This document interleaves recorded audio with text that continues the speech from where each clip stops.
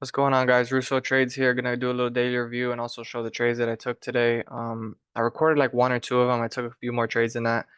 So we inverse this IFVG here, huge, obvious fair value gap. We're on the south side of the curve. We had equal lows again. We always get equal lows and equal highs every day. And when that inversed, I put 5 contracts on that, and we smashed it pretty much immediately. So that was a nice trade. I made most of my money from that trade. After that. I took this trade here. I took 2 stabs at it because I took an inverse here because I was high of day. I'm like, okay, that's a good liquidity pool. We inversed it and then we came up here and I took like 1 contract off the table.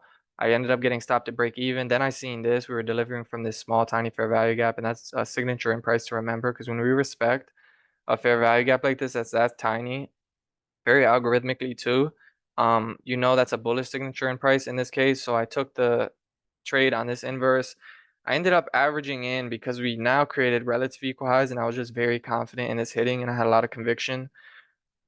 My stop loss would be a close below this fair value gap, which never happened. So trade was perfect. I'll fast forward to the end. You'll see take profit hits. I'll explain what I do though. Most days I normally take 1 or maybe 2 trades with like real risk on it, and I'll make, a couple $100 per day. And then after that, I'll size down. If I want to keep trading or see any more good opportunities, I'll trade like 1 contract instead of 5 contracts. Um, so I never give my profits back to the market because that's a problem a lot of people have is they always give their profits back to the market and they end up at break even or just not profitable. So definitely recommend you doing that is if you made your money for the day, switch to a demo account or just size down on your trades because you don't want to be giving hard-earned profits back to the market. So those were 2 trades I took. I'll tell you what I saw when I woke up this morning. So obviously yesterday I went over it. We were delivering from this. We swept these highs inside this fair value gap, and well, it wasn't highs inside the fair value gap, but we swept buy side liquidity while we were delivering from this fair value gap. We ended up inversing this. And then at 6 a.m. when the candle closed, we put in an order block there. So that was very bearish to me. And I'm like, okay, we're gonna come to this low. During the week, I have to work. So at my job, I'm not able to see the markets too constantly. I get a few minutes here and there. If I want to take a setup, I'll take a setup. But so when the market opened, I didn't see this reversal, but this reversal ended up happening because we were delivering off of the new day opening gap from, or that's the new week opening gap actually. So we were delivering from the new week opening gap. Definitely good to pay attention to. I mean, it's treated just like a fair value gap, and as you can see, we respected it to the tick. So that was a very nice play right there. Um, we don't trade the 15-minute because the candle closes are just too long, and the way we place our stop loss, it wouldn't be valid. This was invalid anyway because we hit the internal liquidity before the candle closed. Plus, we were running into this. So if you took that trade, you don't know if this is going to inverse, and so that's the problem with that. I guess you could have taken this one, but even that, it was like there's another fair value gap here. So that's why I just don't trade the 15-minute, and I don't trade um multiple fair value gaps in the leg. I just like one in the leg, and then it's just much more simple. But I'll go show some setups and what happened at market open. So we dumped at market open. If you've seen this in live time, 2-minute chart looked pretty clean after the fact. If you've seen us put in this OB right here, I mean, and then we got a lot of displacement below it at market open, disrespecting a lot of bullish PD arrays. I mean, you definitely could have did a little smart chase here with low risk or with an account that you're trying to get funded or something. Definitely don't do these type of plays with personal capital or funded accounts that you care about because it's just there's the risk reward is not there on these plays, but it is a very high win rate play. We have low a day right here, so you knew that probably what should have hit. I mean, most of the time that will hit when you see momentum like this and order blocks showing you order flow and disrespecting bullish PD arrays. But anyways, we'll go over a couple more trades. I think this is the first trade I took. It was on the 1 minute though, because the 2-minute didn't give an entry. That 2-minute was invalid because we closed above. Matter of fact, the 1-minute was invalid too. So what I must have did was sometimes when I see just a lot of momentum like this, I'll enter a little early. But if you did wait for the candle close, it would have been invalid because we hit internal liquidity. And sometimes when we hit internal liquidity, if your bias is wrong, it'll reverse on you. So that's why internal liquidity and knowing what that is important. When the candle closes above internal liquidity, we don't enter on that. I entered a little bit early, ended up catching this. I think I wrote it to this high right here. And then I'll go to the 5 minutes. So that was the first trade I took. I made like $100 on that trade. This was what I was seeing right here. So after that trade, I seen us inverse this. I'm like, okay, now we have a good liquidity pool here. We have the 9:30 a.m. high. On the 1 minute, it's a high inside of a fair value gap. So that's a double liquidity pool in my opinion. We have the 9:30 wick and we have intermediate term high because it's a high inside of fair value gap. And then I wasn't watching the charts at this time again because I was working, but if I was watching the charts, this would have looked good, but I definitely wouldn't have taken this. Just because we were so high up here. I mean, we weren't super high up, but we were in premium in terms of this range here. So it's hard to long in premium. But also, either way, when the candle closed and inverse this, the trade was invalid. So that's why following your rules is important. Unless you have conviction that we're gonna go up, then that's a different story. I ended up coming back to the charts and seeing this. So I know this isn't really what I preach or teach, but when you see this momentum in this candle right here, I ended up seeing this candle come up and I entered around here and it was a 1-to-1. I literally set my trade, my take profit, my stop loss at a 1-to-1, and I just forgot about it. And I came back to it.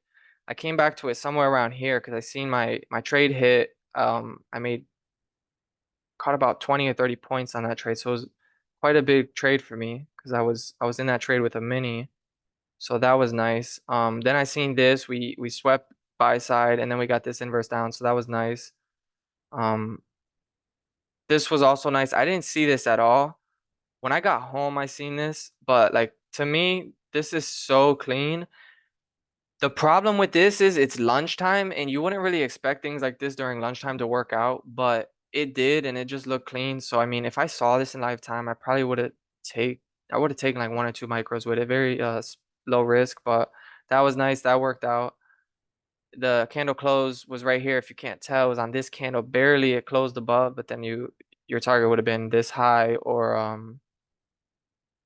I guess you could have targeted these highs over here because those ended up hitting too. Um Pretty much was working the whole day. I would look at the charts if I ever get a break or a second to look at them. I'll look at them.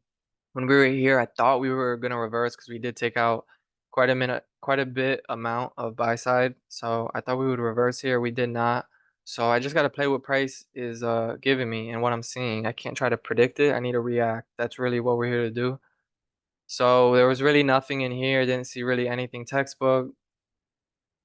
Um, Trying to see if there was anything I took.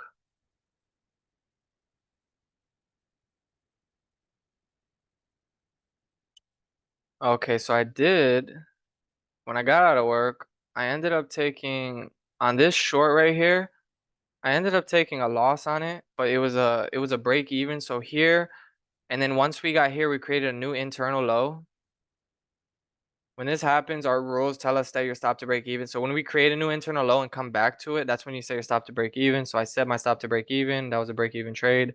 I told my friend JD if we inverse this BPR, we're gonna go flying. So I took a long here. Yes, it closed back below, and you're supposed to get out, but I seen this volume imbalance here, and I was really just expecting us to bounce. And on the 2 minute, we did. We bounced from this little volume imbalance right here, and so I was like, that's a really bullish signature. It looks good still, so I held the trade. Um, it ended up going from 39. I think I targeted this high right here. Because honestly, I didn't know if we were going to inverse this. Then we ended up just inversing it in one pretty huge candle. And I'm like, okay, I'm going to take my profit there. And so I was pretty much out there. It was only with a micro. But I lost this trade, break even technically. But then I won this trade and it's like, okay, that makes up for it and it's no big deal.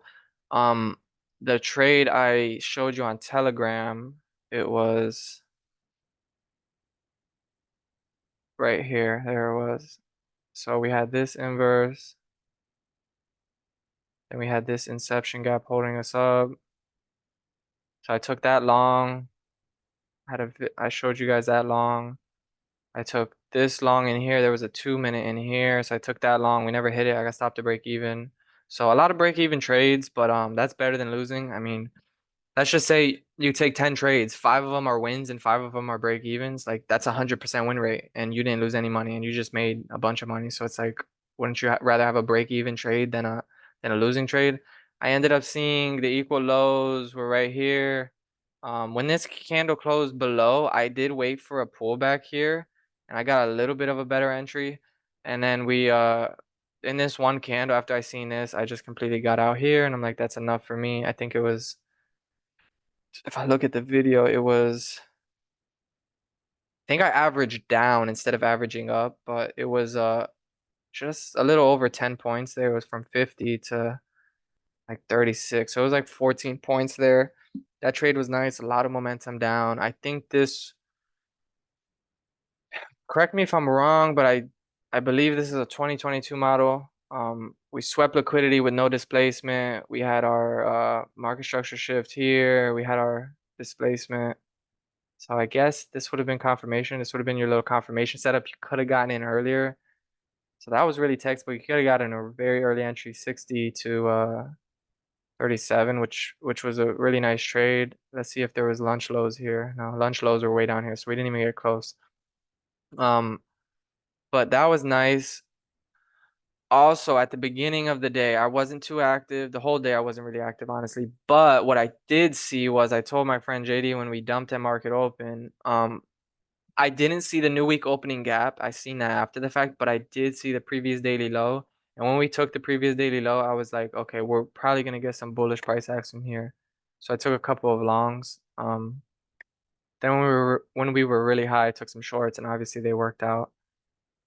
Because we're in premium. That's a whole nother video. By the way, I definitely have a whole lot of content coming out. I have so many ideas and so many things to talk about in terms of ICT, because there's so much to learn and so much to teach. But I definitely am going to be breaking them down video by video. And if you guys enjoy it, just stay tuned, watch them all the way through. If you got to put the playback speed on ×2, then do what you got to do. But definitely good.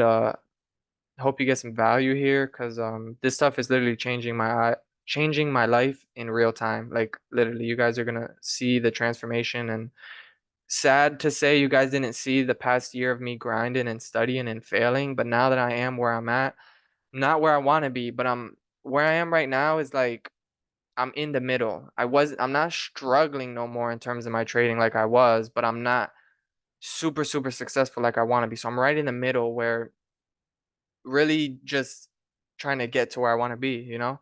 And so it took a lot of grinding. But that's why I started this channel too, is to document it. I wish I started sooner, but it is what it is. Nothing I can do. As for the charts, I mean, I don't really see much else here. I already talked about most of the trades that I took, most of the trades that I seen. Um, I did see this. I never look at gold and I never look at other charts, but I did see this earlier, and I was wondering if it was gonna play out. It was a 15-minute, I think. Um, so when I seen this 15-minute inverse, this is like a textbook play here. I don't know if is always gonna be working on gold, because I don't trade gold, but it works on Nasdaq. If you do this on Nasdaq, your win rate's gonna be super high. We have quadruple equal highs here. Very good liquidity pool. Um, we swept liquidity, and I think we were delivering from a 30-minute or a 1 hour. Yeah, we were delivering from a 1 hour fair value gap.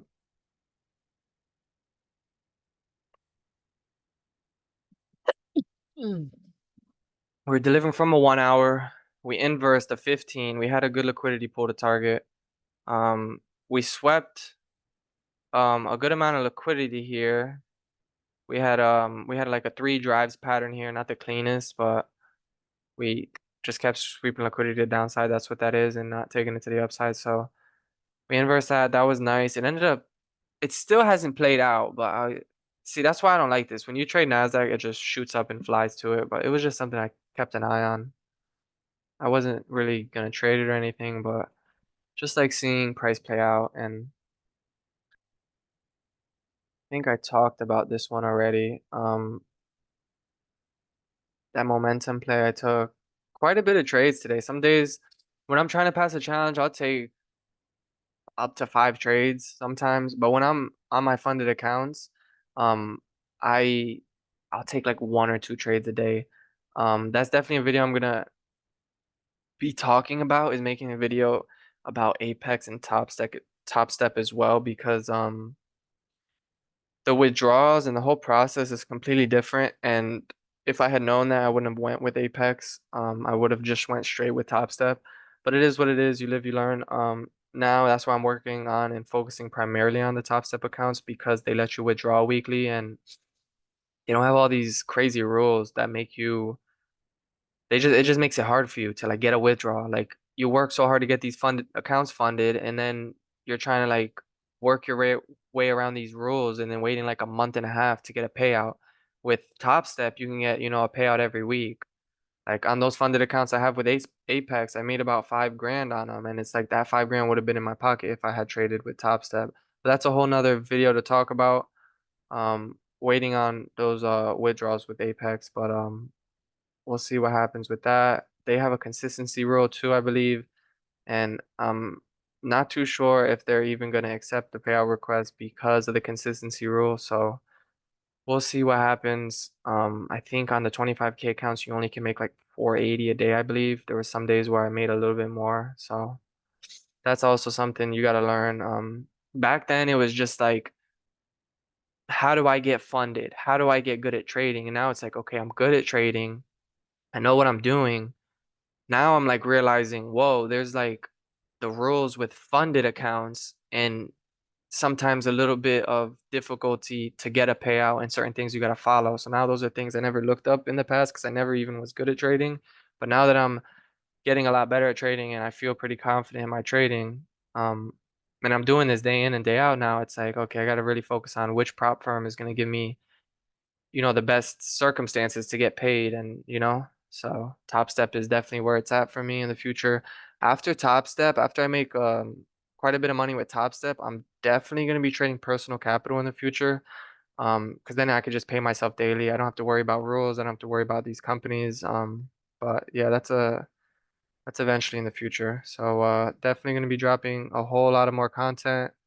um Thank you for tuning in. Thank you for the love, the support. Drop a like, leave a comment. I'll see you in the next one. God bless.